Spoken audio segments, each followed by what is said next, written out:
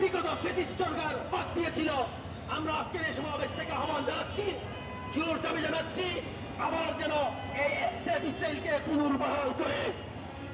সর্বশেষ আমাদের দাবি হচ্ছে মুসলিম জনসাধারণের প্রতি আমরা এই বাংলাদেশের ভূখণ্ড থেকে আমাদের করার ক্ষমতা নাই কিছু, একমাত্র ক্ষমতা আছে আমরা মার্কিন শর্তের যতগুলো ব্যবসা প্রতিষ্ঠান আছে তাদেরকে বয়কট করা। আজকে হামাসের ডাকে যে বৈশ্বিক হরতালের আহ্বান করা হয়েছে, সেই বৈশ্বিক হরতালের সমর্থনে চট্টগ্রাম মহানগর হেফাজত ইসলাম আজকের এই কর্মসূচি গ্রহণ করেছে। সংগ্রামী জনতা, আমি একটি আয়াতে কারিমা তিলাওয়াত করেছি। আল্লাহ কুরআনে কারিমে বারবার ইরশাদ করেছেন যে ইহুদিদের উপর আমি লাঞ্ছনার চাপ মেরে দিয়েছি, আমি তাদের উপর দারিদ্রতার চাপ মেরে দিয়েছি।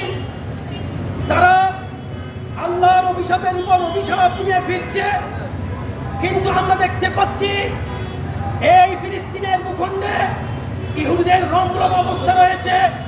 তারা আজকে তারা কোনো মসজিদে নয়, তারা দারিদ্রতা তাদের উপর দেখা যাচ্ছে না, তাদের উপর লাঞ্ছনা দেখা যাচ্ছে না, তাদের উপর অভিশাপ আমরা দেখতে পাচ্ছি না।